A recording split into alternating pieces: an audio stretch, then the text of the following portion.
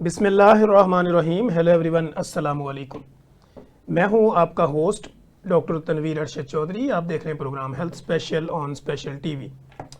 सुनते कानों देखती आंखों को डॉक्टर तनवीर अरशद चौधरी का सलाम मोहब्बत। जैसे कि हमारी तमाम ऑडियंस जानती है कि हम हमेशा एविडेंस बेस्ड प्रैक्टिस को प्रमोट करते हैं और बेस्ड ऑन साइंस गुफ्तगू करके डिफरेंट डिजीज़ जो भी आपको होती हैं या आपको होने के चांसेस होते हैं उसके ऊपर अपने एक्सपर्ट को बुला के उनकी एक्सपर्टीज़ जो है वो आप लोगों तक डिलीवर करने की भरपूर कोशिश करते हैं।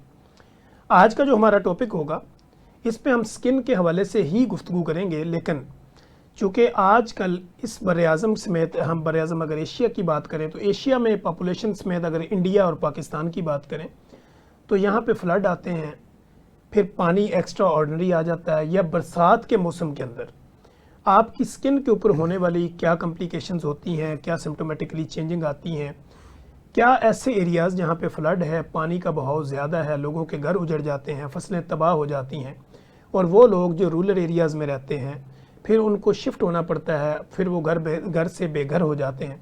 ऐसी कंडीशन में उनकी स्किन के ऊपर क्या क्या बीमारियाँ आ सकती हैं और उनको किस तरह की हेल्प की ज़रूरत पड़ती है और किस तरह वो अपनी स्किन को जो है प्रिवेंट कर सकते हैं, उसकी प्रोटेक्शन कर सकते हैं और अपनी स्किन की हिफाजत कर सकते हैं।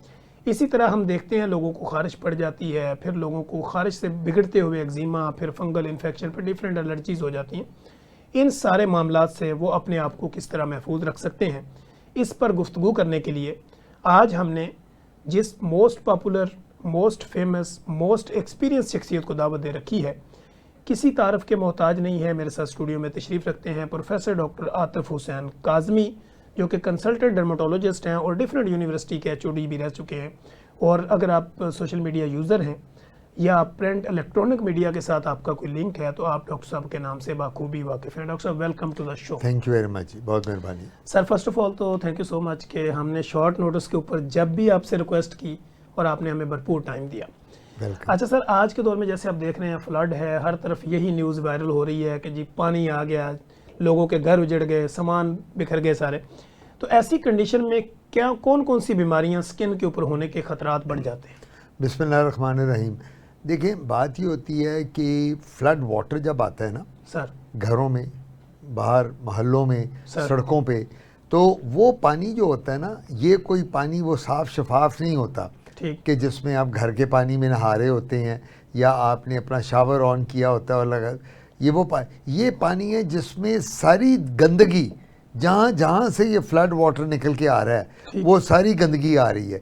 इसमें सीवरेज का पानी भी होता है, इसमें वो गंदगी और वो बैक्टीरिया, जरासीम हैं जो किधर किधर से सारे मिलके तो वो आपके वहाँ आ रहे होते हैं सर। अब ये जो पानी होता है, इसकी अपार्ट फ्रॉम अदर बीमारियां स्किन पे भी बहुत असरात हैं। ये जिस तरह आपको पता है, skin is the largest organ of the body, और स्किन को जब हम बात करते हैं तो सर से पाँव तक स्किन ही स्किन है। बिल्कुल ऐसे। तो फ्लड का जो वाटर है, इसमें जब आप खड़े हों, आपका घर डूब जाए, खुदा ना खास्ता, आप का आना जाना, आपकी मोटर बाइक, गाड़ी, कोई भी आपकी ऐसी व्हीकल जो पानी के अंदर है, या वो जानवर जिनको आप लेके जाते हैं, जो आपके व्यापारी हैं, तो वो बीमारियां इस पानी से बहुत होने का डर है सर। नंबर 1 सबसे बड़ी जो बीमारी है वो खारिश और चंबल है, जिसको एक्जिमा कहते हैं। नंबर 2 फंगस है, जिसे दाद या ददरी कहते हैं। नंबर 3 खारिश है, जो वबाई खारिश बन जाती है सर। नंबर 4 वो जरासीम या वो ऐसे बैक्टीरिया जो इस पानी में हैं, वो आपको काट के आपकी एलर्जी कॉज करते हैं, आपको द्रपड़ पड़ जाते हैं। और उसके बाद जो सबसे बड़ी बात है, आपकी बॉडी में स्मेल आनी शुरू हो जाती है, क्योंकि जब वो गंदे पानी में आप रहेंगे, ये पानी बह के आ रहा है कहाँ से, किधर से गुजर के, तो ये बीमारियाँ, फोड़े, फिंसियाँ और दाने, ये बहुत कॉमन है इसमें। और गर्मी में जिस तरह पित्त के दाने होते हैं पसीने में, वो भी बड़े कॉमन होते हैं। तो मैं ये समझता हूँ कि जो ये बीमारियाँ हैं फ्लड वाटर में सर, ये हमें और हब्स में, जिस तरह लाहौर में और आजकल जो मौसम जितना हब्स चल रहा है, यानी बारिश होती है और एकदम स्वेटिंग शुरू हो जाती है, और वो हर बंदा तो एसी अफोर्ड नहीं कर सकता। तो वो अब लोग ये होते हैं बेचारे जो गरीब लोग हैं, जो लेबर क्लास के हैं, उनको दाने भी निकलने हैं, फोड़े फिंसियाँ भी निकलने हैं, पित्त के दाने भी, पित्त के दानों को प्रिकली हीट कहा जाता है आम सर, ज़बान में। सर। फंगस मैंने आपको बताई, एक्जिमा बताया, अर्टिकेरिया जिसको तुतूड़े त्रप्पड़जा सर। छपाकी कहते हैं, सर। वायरल डिजीज़ भी इसमें फूट जाती हैं, जिस तरह लाकड़ा काकड़ा जिसे चिकन पॉक्स कहते हैं, ठीक। हर्पीज ज़ॉस्टर, हर्पीज की इन्फेक्शन, मोके जिनको वॉट्स कहते हैं। तो ये वो बीमारियां हैं कॉमनली जो गर्मी में, पसीने में, हबस में और फ्लड वाटर में देखी जाती है। ठीक। तो सर ये कहा जा सकता है कि फ्लड और जो मॉनसून की बीमारियां हैं ये मिलती जुलती? बिल्कुल कहा जा सकता है। देखें, बात यह है, फ्लड वाटर आएगा तो बीमारियां और बढ़ेंगी। सर। फ्लड वाटर आएगा जब घरों में एंटर होगा तो सारे घर वाले इफेक्ट हो जाएंगे, अनटिल अनलेस के वो वहाँ से कहीं उनको वैक्यूएट कर लिया जाए। लेकिन जो बीमारियां हैं फ्लड की, हब्स की और जो ये गर्मी की, वो सब एक जैसी हैं। ठीक हो गया। अच्छा सर, यहाँ पे हम ये भी देखते हैं कि जब हम दुनिया में ट्रैवल करते हैं तो वहाँ पे लोगों पे हम देखते हैं कि गोरों के अंदर स्किन बहुत चमकदार होती है, गोरी होती है। हमारे यहाँ चूँकि गंदमी स्किन है और लोग कोशिश करते हैं कोई ऐसे इंजेक्शन लगवाए जाएँ, ऐसी दवाइयाँ ली जाएँ कि हम गोरे हो जाएं। तो बेसिकली हमारी गंदमी स्किन रखने के पीछे राज क्या है? देखें, मौला अली का कौल है कि जब भी अपने आप को किसी से कंपेयर करो सर। तो अपने से नीचे वाले को देखो। ठीक। फिर पता चलेगा कि अल्लाह ताला ने तुम्हें कितना उससे बेहतर बनाया है। सर। ये बेचारा कोई फ़कीर है, किसी का बाजू नहीं है, टांग नहीं है। सर। तो हम लोग जब ये काला और गोरे की बात देखते हैं तो अल्लाह का शुक्र ही अदा करें कि अल्लाह ने हमें गोरा नहीं बनाया। मैं तो ये कहूँगा ठीक। स्किन कैंसर से बच गए। ठीक है। ये जितने गोरे अगर वहाँ आप बाहर common गए है। हैं, सबसे ज़्यादा ऑस्ट्रेलिया में, स्कैंडिनेवियन कंट्रीज़ में, स्वीडन, फिनलैंड, डेनमार्क, आइसलैंड और यूके, यूएसए, सबसे ज़्यादा अगर कैंसर है तो स्किन का कैंसर की बात कर रहा हूँ, तो वो इन ममालिक में जो गोरी स्किन की आप बात कर रहे हैं। जी तो सर। अच्छा, अब होता क्या है, लोग कहते हैं जी वो जो गोरे हैं वो बीचेस पे जाके समुंदर पे लेट जाते सर। हैं और वो जाके धूप लेते हैं, वो अपने आप को टैन करते हैं। वो एक टैनिंग ऑयल होता है, वो लगा लेते हैं जिससे वो कैंसर से बचना चाहते हैं। तो अल्लाह ताला का लाख लाख शुक्र है, हम लोग जो हैं हमें ब्राउन स्किन का कहा जाता है सर। हम ब्लैक नहीं आते, ब्लैक आते हैं हबशी या वो काले लोग जो अफ्रीकन कंट्रीज में हैं, नाइजीरिया में हो गए, उधर कीनिया में हो गए, जिम्बाब्वे में, वो लोग। हम लोग ब्राउन। सो ब्राउन लोगों का, हम लोगों को फ़ायदा सबसे बड़ा ये है। अब मेरे पास बहुत लोग आते हैं, डॉक्टर साहब, डॉक्टर आते हैं, मेरे मुंह पे तेल हैं, मेरे मुंह पे छाइयाँ, ये मेरा कैंसर तो नहीं बन रहा। हमें कैंसर के मिनिमम चांसेस हैं, कैंसर हमें भी है, बस basal cell carcinoma, squamous cell carcinoma, keratoacanthoma, Bowen disease और HIV में जो एड्स की बीमारी है उसमें जो कैंसर आता है। तो ये कैंसर सारे हैं, लेकिन हम लोगों में जो स्किन प्रॉब्लम्स हैं हमारी स्किन में, वो उस तरह नहीं है जो गोरों की स्किन में है। ठीक हो गया। अच्छा सर, यहाँ पे ना एक कॉन्सेप्ट हमारे यहाँ ये भी है कि मसाज करना, मालिश करना। तो लोग ये समझते हैं अगर कोई हल्की फुल्की ईचिंग है तो वो समझते स्किन में खुश्की हो गई, किसी तेल का मसाज करें। तो बीइंग अ कंसल्टेंट डर्मेटोलॉजिस्ट, आप क्या समझते हैं, मसाज स्किन के लिए फ़ायदेमंद है या वैसे ही लोगों की एक मिथ है? सबसे बड़ी बात है कि आप मसाज किस ऑयल से कर रहे हैं, उसके इंग्रेडिएंट क्या हैं। सर। कोकोनट ऑयल है, तारे मीरे का तेल है, सरसों का तेल है, कौन सा तेल है, पहले तो ये देखना है। नंबर 2, मसाज करने का भी तरीका है। ये ना मसाज करें कि आप अपनी जल्द कोई खुरचना शुरू कर दें, इतना सख्त मसाज करें। वो पुराने ज़माने में जो हमारी बुज़ुर्ग होती थी वो दिमाग का मसाज संडे को करती थी, हमारी नानियाँ दादियाँ, और वो कहती थी कि जी दिमाग की रगें तेज़ होंगी, मेरा बेटा बच्चा बड़ा होकर डॉक्टर बनेगा, इंजीनियर बनेगा, लॉयर बनेगा। तो इन मसाज जो होता है, मसाज हम कहाँ देते हैं, फिजियोथेरेपिस्ट करता है। फिजियोथेरेपिस्ट बताता है, लेट्स से आपको किसी को फालिज है, किसी को कमर की तकलीफ़ है, किसी को हड्डियों की, पट्टों की तकलीफ़ है, उसमें मसाज। लेकिन मसाज जो करना है वो मटेरियल क्या यूज़ करना है, ये बड़ा ज़रूरी है। हो सकता है कि आपको एक तेल सूट ना करता हो, मुझे करता हो सकता है कि आपको कोई चीज़ें ना सूट करती हो मसाज के। लेकिन मेरा मशवरा होगा, जब मसाज करें तो अपने डॉक्टर से पूछें, डर्मेटोलॉजिस्ट से, वो आपको बताएगा कि कौन सी ऐसी मॉइस्चराइजिंग लोशन या क्रीम है मेडिकेटेड जिसके मसाज के बाद आपको रिएक्शन नहीं होगा। ठीक हो गया। अच्छा सर, दूसरा हम ये देखते हैं कि जैसे तो हमने फ्लड की भी बात कर रहे थे, फ्लड के दौरान में लोगों को डिहाइड्रेशन भी होती है क्योंकि पानी के मसाइल होते हैं, साफ़ पानी पीने का नहीं मिलता। तो पानी डिहाइड्रेशन स्किन के लिए कितना जो है वो नुकसानदेह हो सकती है? अगर आप पूरा पानी नहीं पीते तो स्किन पे क्या इफेक्ट होते हैं इसके? देखिए जी, पानी अगर नहीं पियेंगे तो सबसे बड़ी बात है कि स्किन आपकी झुलस जाएगी, रिंकल पड़ जाएंगे, स्किन बिल्कुल आपकी जिसको कहते हैं उसमें कोई टोन नहीं रहेगी स्किन की।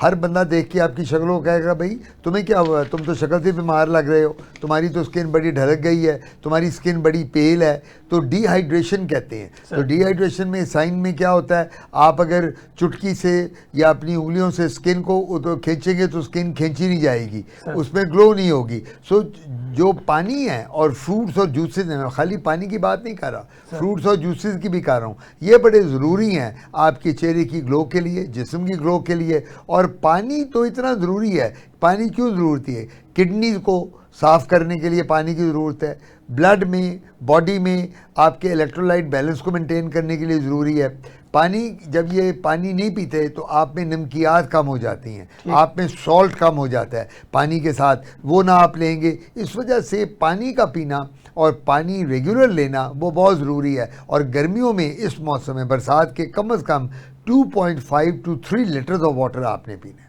लाजमी है। लाजमी है जी। ठीक है। अच्छा सर, यहाँ पे ना हम देखते हैं डिफरेंट, जैसे एआई का दौर है, आईटी का दौर है, तो लोगों तक इन्फॉर्मेशन भी पहुँच जाती है, समटाइम रॉन्ग इन्फॉर्मेशन भी पहुँचती है। तो लोगों का ये ख्याल होता है कि जैसे ही आप धूप में निकलते हैं तो कोलेजन जो है वो आपका कम हो जाता है, या आप वॉक अगर करते हैं धूप में तो आपकी स्किन जो है ना वो डैमेज होना शुरू हो जाती है। तो क्या ये कोलेजन इस तरह का ही होता है कि धूप से ये ख़त्म हो जाता है? यार मेरी बात सुनो, सारी ज़िंदगी आपके हमारे बुज़ुर्ग धूपों में रहे। नबी पाक और हमारे सहाबा जो थे 1400-1500 साल पहले, वो एयर कंडीशन में रहते थे, वो तो डेजर्ट्स में रहते थे, ऐसे ही वो चलते थे ऊँटों पे तो धूपों में रहते थे, चलना पड़ता, कई दिन महीने लग जाते थे, तो वो रहते थे वहाँ। यार ये जो बातें हैं, ये जो मरीज़ हमारे गूगलोपैथिक पेशेंट हैं, आपने ये टर्म सुनी है गूगलोपैथिक? जी, ये आपसे सुनी, ये मेरे से सुनी है, मैं इनसे तंग आया हूँ भाई। गूगल पे और नेट पे जो ये पढ़ते हैं ना, मेरे पास मरीज़ आता है, डॉक्टर आतिफ ये तो मैंने दवाई नहीं खानी, स्टीरॉयड हाँ लिख दिया, मर जाऊँगा मैं, मर जाऊँगी मैं कहा जी कहाँ? गूगल पे लिखा हुआ है भाई। गूगल पे अगर लिखा हुआ है तो नुस्खा भी वहाँ लिखा हुआ है, वहाँ मेरे पास क्यों आके मुझे फीस देते हो? गूगल से ले लो। मैं इनको कहता हूँ गूगलोपैथिक पेशेंट। अच्छा, ये एक बात और बताता चलूँ इन्हीं मरीजों के लिए कि गूगल और नेट जो है ये सही इंफॉर्मेशन नहीं देता। एक दवाई रिसर्च में है, ठीक, एक दवाई की अभी दुनिया में रिसर्च अभी वो रिकग्नाइज्ड ही नहीं है, और वो गूगल और नेट पे उनके बारे लिखना शुरू कर देते हैं कि जी आ रही है। सो मैं ये समझता हूँ कि आपने कोई ऐसा काम नहीं करना जो आप खुद पढ़ के, जितने मर्जी आप पढ़े लिखे हों, बिल्कुल ऐसे, लेकिन आप ये कहें कि मैं सेल्फ मेडिकेशन करूं, इतने नुकसानात हैं, इतने नुकसानात हैं। अब दवाइयां हैं, मैं आपको बताऊं, आप माशाल्लाह बहुत बड़े फिजिशियन हैं, आप कब से काम कर रहे हैं। एंटीबायोटिक्स जो हैं सर, अब जब तक डॉक्टर डोज नहीं बताएगा मरीज को, मरीज किस तरह एंटीबायोटिक खा सकता है? आप ये तो नहीं कर सकते, उसके वेट और हाइट के अकॉर्डिंगली वो देना है। फिर आप डॉक्टर अब कहते हैं जी एक गोली एक सुबह एक शाम, या एक सुबह दोपहर शाम। मरीज कहता है मैं 4 सुबह खाऊंगा 4 शाम को खाऊंगा, मैं जल्दी ठीक हो जाऊंगा। बात हो गई। स्टीरॉइड्स जिसका एक बड़ा वाविला होता है, वो मर गए कर गए। स्टीरॉइड जो होते हैं, आप अगर देखें डोज बियॉन्ड लिमिटेड डोज कोई भी दवाई लेंगे कॉम्प्लिकेशन आएगी, ठीक है। आपने स्टीरॉइड भी हम जब देते हैं मरीज को तो वो उम्र, वेट, एज और उसके अलावा सबसे बड़ी बात है कोमॉर्बिडिटीज। कोमॉर्बिडिटीज का क्या मतलब है? Sugar, cholesterol, uric acid, blood pressure, kidney problem, heart problem, उसको देखते हुए देता है डॉक्टर। तो ये नहीं होता कि अगर स्टीरॉइड एक दिए हैं तो आपको मरने के लिए दिए हैं, हमने शफा देनी है कि आपको हमने ज़िंदगी से उठा देना है। तो बात ही होती है, डॉक्टरों को पता होता है, लेकिन आप जब गूगल पढ़ के आते हैं तो मैं तो बड़ा फ्रस्ट्रेटेड होता हूँ उस वक्त। मैं आपको साफ बात बताऊँ, मैं तो मरीज़ों को ऐसों को आई डोंट लाइक, क्योंकि आपने अगर खाली गूगल और नेट से पढ़ के आकर और बताना है तो फिर आप घर में वही इलाज करें। Why do you come and पे टू द डॉक्टर? आप वो गूगल खोलो, मुझे आज खांसी है, बलगम है, 4 दवाइयाँ खाओ, उसका नुस्खा लिख लो, खा लो। Don't come to your doctor. क्यों आते हैं?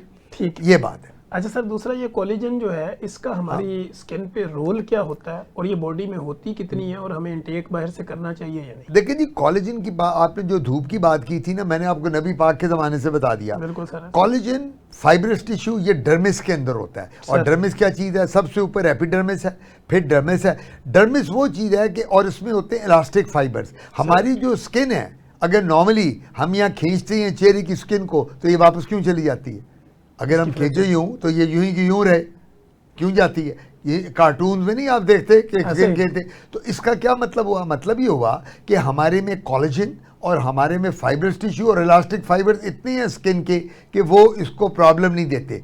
गोरी स्किन जो है उसमें कोलेजन और इलास्टिक टिश्यूज और फाइबर, जब वो गोरा जाता है ना धूप में, अल्ट्रावायलेट रेज रहता है तो वहाँ उसका वेयर एंड टेयर बहुत होता है। हमारे फेस पे, हमें जो ब्राउन पीपल हैं, हमें कोलेजन का कोई मसला नहीं होता अनटिल अनलेस कि हमें अल्लाह ना करे कि कोई ट्रॉमा हुआ हो, कोई बहुत चोट लगी हो, बर्न हो गई हो स्किन जिसने कोलेजन ही उड़ा दिया, वहाँ हमें प्रॉब्लम आती है। लेकिन कोलेजन के लिए डाइट अच्छी रखें, नंबर 1, फ्रूट्स और जूसेस ज़्यादा लें, दूध ज़्यादा पिएं और प्रोटीन लें, मिनरल्स लें, कभी भी आपको कोलेजन का मसला नहीं आएगा। ठीक हो गया।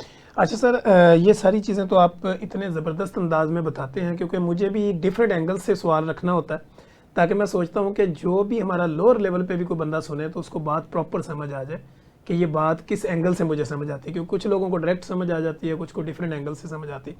अगर से हम फ्रूट्स की बात करें तो बीइंग अ कंसल्टेंट डर्मेटोलॉजिस्ट, आपके नज़दीक कौन सा ऐसा फल है जो स्किन को ज़्यादा प्रोटेक्शन देता है? एनी फल विच कंटेन्स विटामिन सी, ठीक, किन्नू, माल्टा, संतरा, अमरूद, आलू बुखारा, अनार, अपना क्या कहते हैं अंगूर सर, ये वो फल हैं जिनमें विटामिन सी और मिनरल बहुत हैं। तो हम यूँ क्यों, आप अब अपनी प्रैक्टिस में या मैं जब करता हूँ, हम मरीजों को विटामिन सी क्यों देते हैं? इसीलिए देखे ना, आपके पास मरीज आएगा खुद कहता है डॉक्टर साहब मुझे कोई विटामिन सी का कैप्सूल, कोई लोशन दे दें, सीरम दे दें।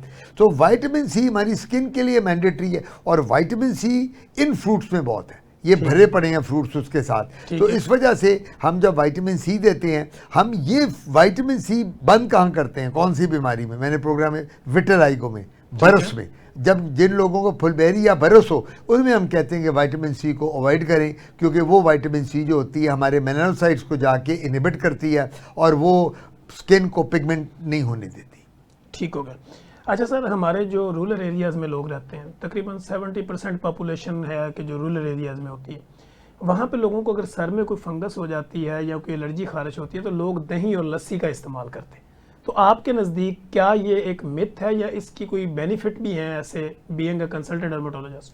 देखिए, जो देसी टोटके हैं ये आज से तो नहीं चल रहे, हज़ारों साल से चल रहे हैं। सर, लोग लगाते हैं, दही लगाते हैं, घी लगाते हैं, मक्खन लगाते हैं, नींबू पानी यूज़ करते हैं, ये अपना नीम का पानी इस्तेमाल करते हैं। सर, लोग ये कहते हैं कि जी एस्ट्रिंजेंट इफेक्ट होता है, कुछ लोग कहते हैं कि जी दही लगाने के साथ आपके जो बाल होते हैं इनमें ग्लो रहती है, चमक रहती है। कुछ लोग कहते हैं जी घी लगाने के साथ आपकी एक तो दिमाग फ्रेश होता है और आपकी स्किन को, मैं हमेशा एक बात करता हूँ, देसी टोटको जिसको सूट कर गए वो तो पता नहीं क्या बनेगा, जिसको नहीं करते वो उसको ऐसा रिएक्शन देते हैं कि मरीज अगले दिन हमारे पास होता है, डॉक्टर साहब पहचाना भी नहीं जाता। तो मैं ये बात करूंगा, अब ये जो पुरानी बातें हम करते हैं ना, ये तब थी जब साइंस ने तरक्की नहीं की थी। ठीक, ये तब थी कि जिस ज़माने में लोगों को पता ही नहीं होता। अब तो भाई जेनेटिक इंजीनियरिंग का ज़माना है, ऐसे ही exosome, stem cell therapy, AI, chat GPT, कहाँ से कहाँ दुनिया, रोबोटिक सर्जरी शुरू हो गई है, रोबोट सर्जरी करते हैं, गॉल ब्लैडर है रोबोट निकाल रहा है, अपेंडिक्स है रोबोट निकाल रहा है, लेप्रोटमी है रोबोट कर रहा है, डिलीवरी तक रोबोट्स कर रहे हैं। अब तो दुनिया बदल गई है, अब तो दुनिया सिमट गई है। बिल्कुल ऐसे ही है। अच्छा सर, जैसे कि हम बात कर रहे थे फ्लड और मानसून की, इस दौरान में हम देखते हैं कि मच्छर और डिफरेंट किस्म के कीड़े मकोड़े, मॉस्किटो निकलना शुरू हो जाते हैं। तो इससे स्किन के ऊपर क्या डिजीज़ ऐसी कॉमन हो सकती हैं जिससे लोग अपने आप को महफूज रखें? सबसे बड़ी बात तो डेंगू, इस मौसम में जो बरसात का मौसम है और ये आता है, फ्लड्स आते हैं, डेंगू इज़ वेरी कॉमन इनसे। नंबर 2, ये जो आप कीड़े मकोड़ों की बात कर रहे हैं, इससे बचने के लिए हमारे पास इंसेक्ट रिपेलेंट लोशन मिलते हैं मार्केट में, वो हम पूरी बॉडी पे लगा लेते हैं रात को सोने से पहले या दिन को, ताकि बाजू टांगें उससे बची रहें। और कोई जो ये कीड़े मकोड़े या बरसाती कीड़े हैं, बग्स जिसे कहते हैं, इंसेक्ट्स, ये हमें काटें तो हमें रिएक्शन ना हो। तो ये जितने भी जानवर छोटे छोटे होते हैं, इवन फ्लड हो ना हो, बरसात में अगर आप अपनी मारी खोरें कपड़ों की, उसमें भी दीमक लगी होती है। आपके कपड़े के सिले होते हैं जिसको कहते हैं, गीले गीले होते हैं, उनमें भी नमी आ जाती है। सो बात सबसे बड़ी है कि इन हालात में हमें एक काम करना है, इस्त्री कपड़े के ऊपर से भी करनी है और अंदर से भी करनी है। ये बड़ी ज़रूरी बात कर रहा हूँ, बोथ साइड लोग करते हैं। नॉर्मली तो इस्त्री बाहर से की जाती है, लेकिन मैं ये क्या करता हूँ, बरसात में इस्त्री ऊपर से करके अंदर से भी इस्त्री करो, ताकि वो जरासीम, वो कीड़े मकोड़े, वो बग्स जो अंदर चिपके हुए हैं वो भी उसके साथ मर जाए। ठीक है, यानी उसका भी फायदा होता है जी हाँ, रिलेटेड। बिल्कुल जी। अच्छा सर, इस बरसात के मौसम में कुछ लोगों को एक्नी ज़्यादा निकलना शुरू हो जाते हैं, तो उसके निकलने की वजूहात क्या होती है और उसको प्रिवेंट कैसे किया जा सकता देखिए एक्नी जो है वो तो सेबेशियस ग्लैंड्स हमारे जो होते हैं सीबम स्क्रीट करते हैं, जिसको ऑयली स्किन कहते हैं, ऑयल बन जाता है। सर? हमारे पोर जो होते हैं वो गर्मी और हबस में बंद हो जाते हैं। अक्सर औकात वो कहते हैं जी मेरे पास मरीज आते हैं, डॉक्टर साहब मेरे तो पोर्स ये देखें, ये तो बंद, ब्लैक हेड्स बन गए, वाइट हेड्स बन गए। तो बात क्या है, हमने अपने आप को फ्रेश रखने के लिए फ्रूट्स और जूसेस लेनी है। दिन में चेहरे को 3-4 दफ़ा हमने धोना है। ठीक। ये ज़रूरी नहीं है कि साबुन लगाएं, फेस वॉशेस मार्केट में मिलती हैं, हम लोग खुद देते हैं मरीज़ों को ऐसी दवाइयाँ बना के जिसके साथ चेहरे पे ग्लो आती है। तो मेरा मशवरा ये होगा कि जिन लोगों को कील मुहासे हैं और स्पेशली गर्मी में, पसीने में, हबस में, जब हमारे पोर्स पसीने के साथ बंद हो जाते हैं तो हमें ये चाहिए कि हम वो चेहरे को बार बार दिन में 5-6 दफ़ा धोएं और बार बार ब्रश उसको टॉवल से साफ़ नहीं करना, टिश्यू लेके हल्का सा डैब कर दें ताकि वो आपका जो स्किन है वो नॉर्मल रहे। जी नाजरीन, हमारे साथ प्रोफेसर डॉक्टर आतिफ हुसैन काज़मी बड़े मज़े की और मुदल्लल गुफ्तगू जारी रखे हुए हैं। कहीं मत जाइएगा, हमारे साथ रहिएगा। यहीं पे वक्त हुआ एक ब्रेक का। ब्रेक के बाद जब हम आएंगे तो सर के साथ डिफरेंट एंगल्स के साथ कई और सवालात रखेंगे। वेलकम बैक नाजरीन, आप देख रहे हैं हेल्थ स्पेशल प्रोग्राम और आज हमारे स्टूडियो में most popular, most famous, most experience शख्सियत जो हमारे साथ मौजूद हैं, professor doctor Atif Hussain Kazmi. Derma में अगर आप कोई नाम किसी भी जगह पे कोई सर्च करते हैं, क्योंकि आजकल सर कहते हैं कि गूगलोपैथिक पेशेंट बहुत आते हैं तो गूगलोपैथिक अगर कोई है वो वहाँ पे लिखे तो सर का जब नाम लिखेगा तो उसको 45 ईयर्स का जो एक्सपीरियंस है और सर की जो एक्सपर्टीज़ है वो भी उसके सामने आएगी। तो उसको भी मद्देनज़र रखते हुए जब आप हमारा प्रोग्राम सुन रहे होते हैं तो सर की एक एक बात जो है वो एक लॉजिक होती है, एक पूरी साइंस होती है। वो आप लोगों को समझाने के लिए डिफरेंट एंगल्स हम यूज़ करते हैं ताकि आप लोगों को हमारी बात प्रॉपर तरीके पे आसानी से समझ आ सके। अच्छा सर, जैसे कि हम फ्लड और मानसून की बात कर रहे थे, इस दौरान में हमने देखा कुछ लोग मजबूर हो जाते हैं कि उनको जानवरों के साथ सोना पड़ता है क्योंकि उनके पास जगह नहीं होती। पहले तो जानवरों की अलग थी, फ्लड से सारा कुछ ख़त्म हो गया। अब उन्होंने अपने जानवरों की हिफाजत भी करनी है और उन्हीं के साथ सोना है, तो वो अपनी स्किन को प्रोटेक्ट कैसे करें? बात सबसे बड़ी ये है कि जब आप जानवरों के साथ सोते हैं तो जानवरों से बीमारियां तो आती ही आती हैं। सर, आपके पास नॉर्मल अगर घर में जानवर हो, यही कुत्ते, बिल्लियां, कबूतर, तोते, मुर्गियां, बकरी जिन्होंने रखे होते हैं, नॉर्मल दिनों में उनसे बीमारियां, फंगस आ जाती है, स्केबीज हो जाती है, पेडिकुलोसिस होती है, जुएं पड़ जाती हैं। सो बात ये है कि जब आप जानवरों के साथ एक जगह पे कन्फाइन होके बैठे रहेंगे और फ्लड में से जानवर आ रहे हैं, आप भी पानी में उसमें हैं, तो फिर तो बीमारियां होनी है। फिर तो जानवर खुद भी बीमार होगा उस पानी से, और जो मालिक है जो उसके साथ बिल्कुल साथ है उसको भी बीमारियाँ आएंगी। ये तो बड़ा प्रिवेंशन उसकी एक ही है।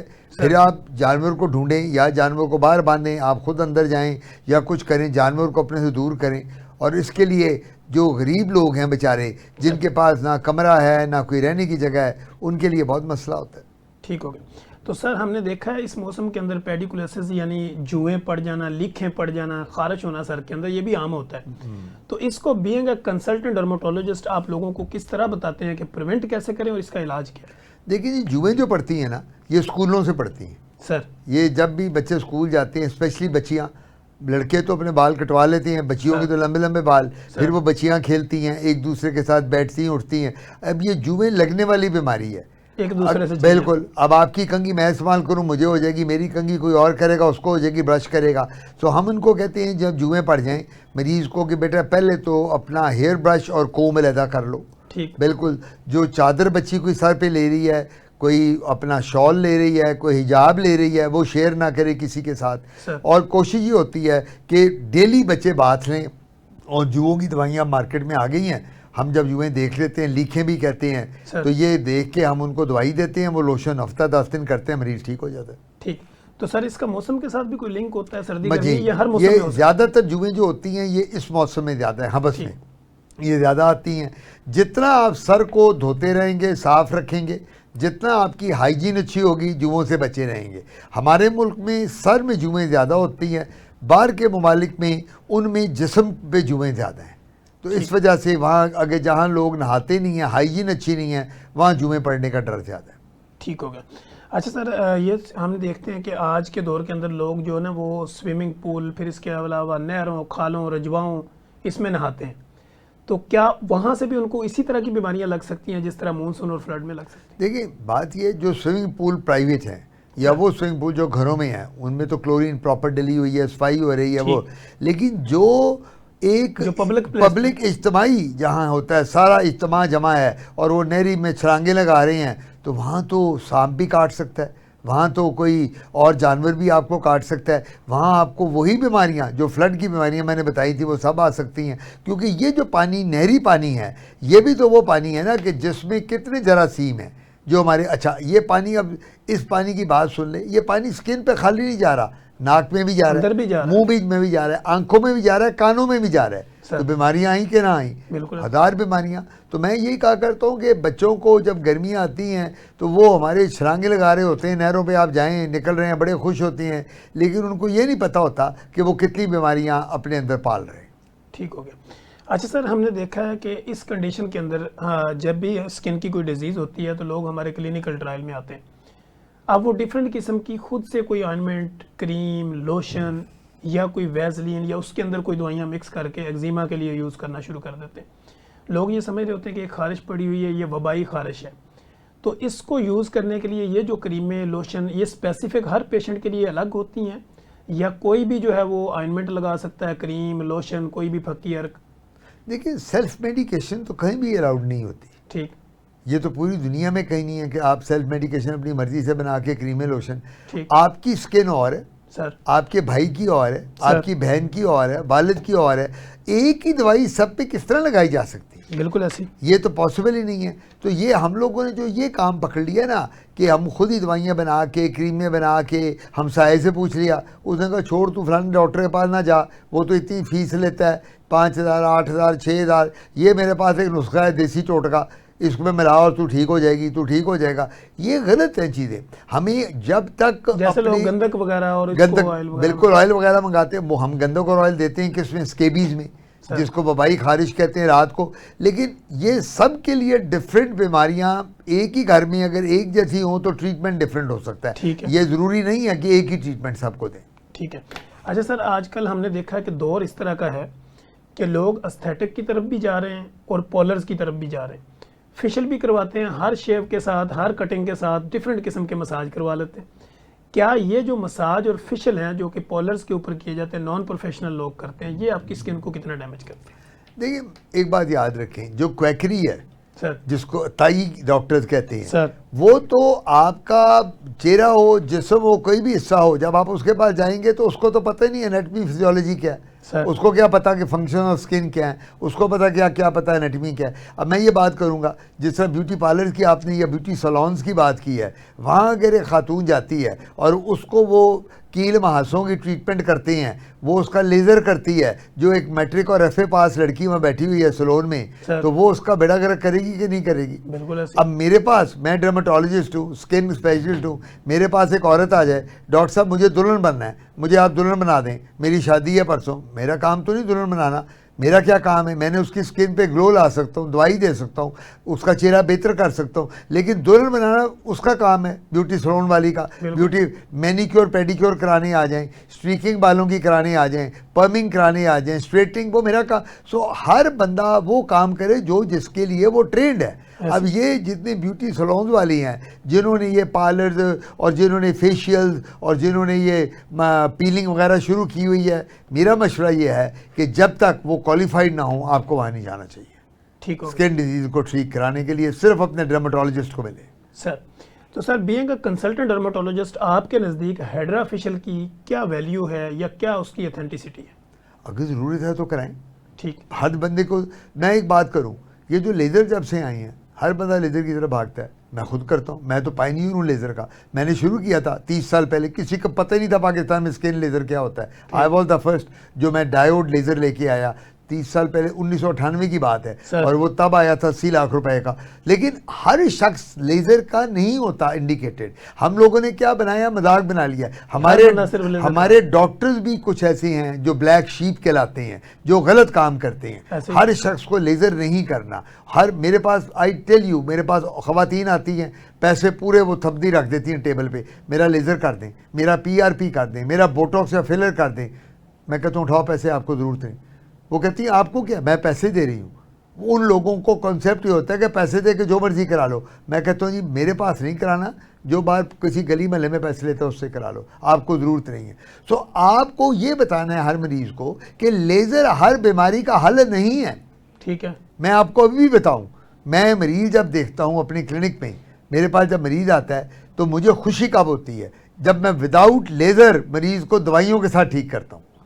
असल एक्सपर्टी तो ये वो है जो मैंने अपने वालिद से सीखी कि स्किन डिजीज़ को दवाइयों से किस तरह करना है, रादर दैन कि मैं आऊँ आपको लंबा डालूँ, 50,000 जमा कराओ, ट्र चलो जाओ जी, और आप आगे मुझे कहो डॉक्टर साहब आपने ये काम पकड़ लिया, हर 6 महीने बाद बुला के मुझे 50,000 ले रहे हो, मैं तो 10 लाख खर्च चुका हूँ, वहीं का वहीं खड़ा हूँ। हमें मरीज को गाइड करना है। आम एक लेमैन जब आएगा उस बेचारे को क्या पता, वो तो उसको तो ज़रूरत है। तो वो जब आता है, अगर देखिए जो मकाफत अमल एक चीज़ है सर, है ना, अगर आप दुनिया में गलत काम कर रहे हैं, लोगों से गलत पैसा कमा रहे हैं, आपके सामने इसी दुनिया में आ जाएगा, किसी भी फॉर्म में आ जाएगा। ये कलाम पाक में भी दिया हुआ है। तो क्यों आप अपने आप को गुनाहगार करते हैं, ऊपर जाके जवाब नहीं देना। बिल्कुल ऐसे ही। लोग कहते हैं ना कि 6 फुट की कब्र में जाना है, सबने जाना है सर। उन लोगों को भी देखो जिनको 6 फुट की कब्र नसीब नहीं होती, ऐसे ही सर। जो बह गए पानी के अंदर, जो प्लेन क्रैश में कोई मर गया, किसी का एक्सीडेंट हुआ, किसी का पता न चला समुद्र में डूब गया। तो अल्लाह से डरते रहना चाहिए, खुदा ताला के साथ। देखिए मेरे वालिद एक बात कहा करते थे, गुलाम शबीर साहब, आपको पता है फाउंडर थे पाकिस्तान के, फादर ऑफ ड्रामा। डैडी कहा करते थे मुझे, don't run after the money, let the money run after you.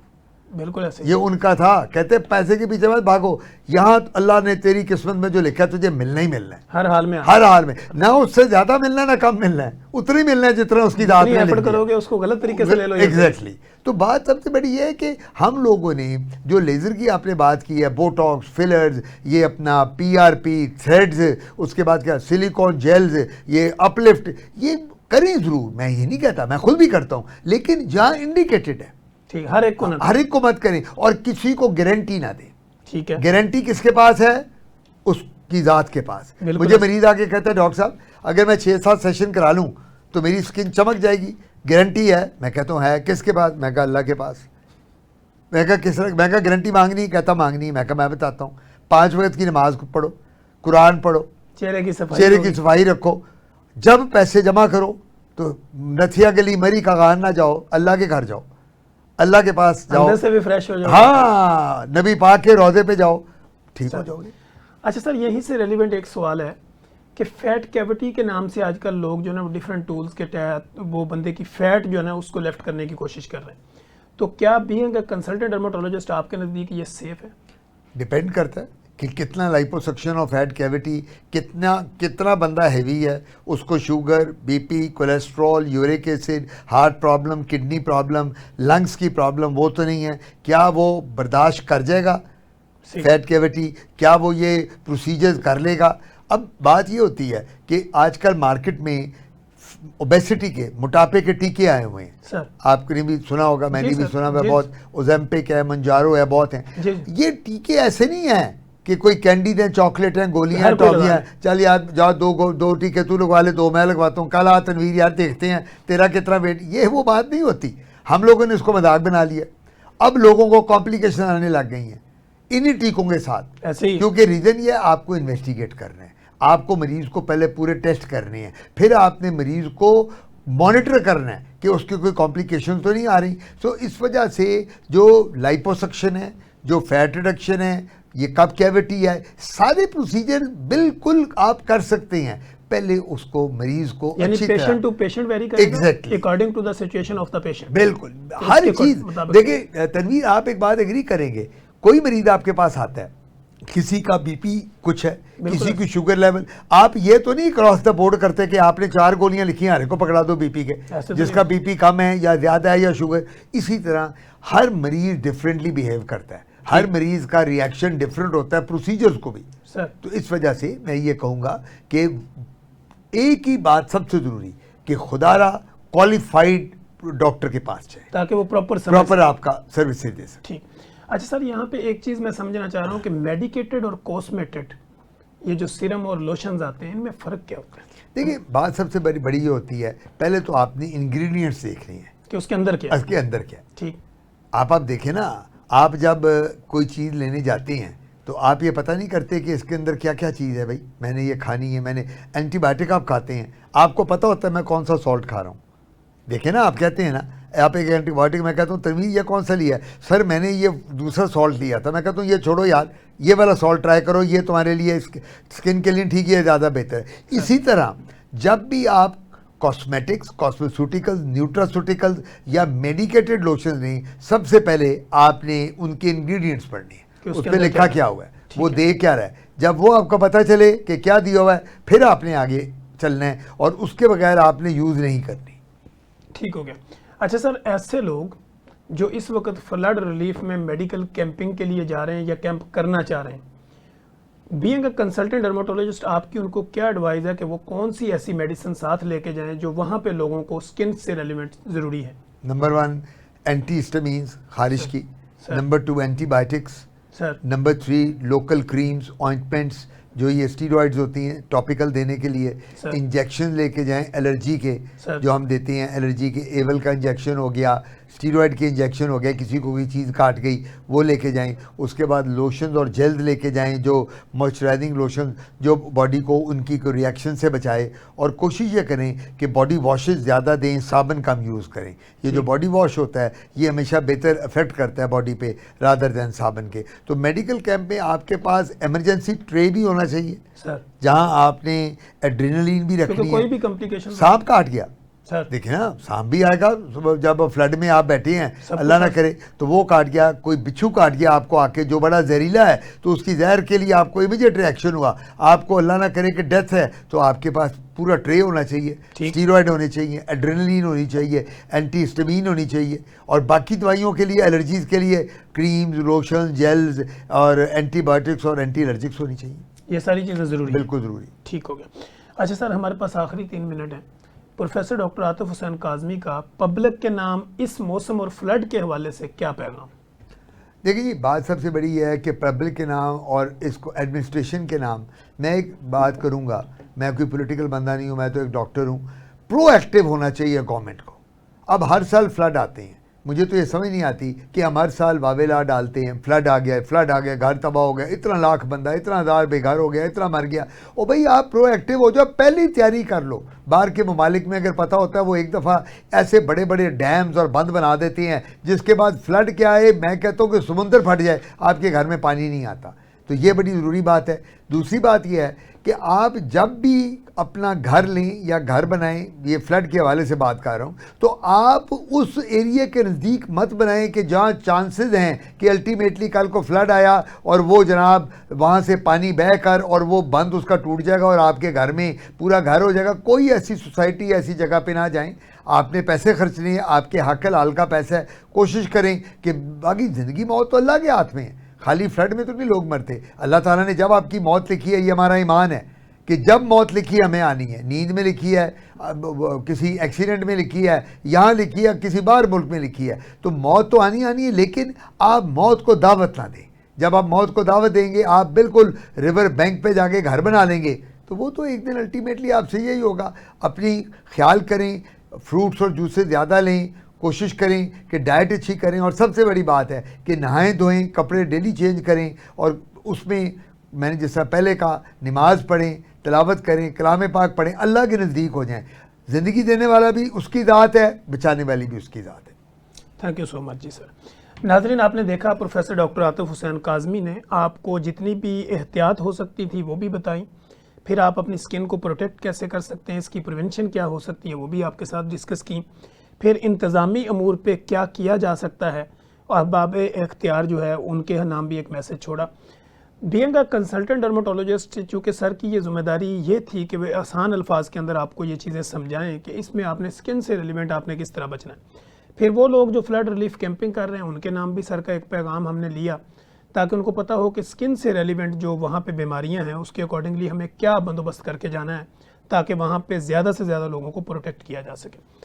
आपको हमारे इस प्रोग्राम से मुतल्लिक़ किसी भी तरह की कोई इन्फॉर्मेशन चाहिए हो, कोई आपकी क्यूरी थ्योरी, कोई आपके जहनों में सवालात उठ रहे हों, आप कमेंट बॉक्स में आइए, कमेंट कीजिए। नेगेटिव लिखें या पॉजिटिव लिखें, लेकिन ज़रूर लिखें।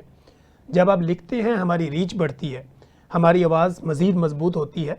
अगर आपको हमारा प्रोग्राम अच्छा लगता है तो आप अपने सोशल मीडिया के जितने भी टूल्स होते हैं वहाँ पे इसको शेयर करें, इस नीयत के साथ कि ये सदका जारिया है, ताकि वो लोग जिनको ये सुनेंगे और उनकी ज़िंदगी में आसानी पैदा होगी तो इसका सवाब और इसका अजर जो है वो हमारे साथ साथ आपको भी मिलेगा।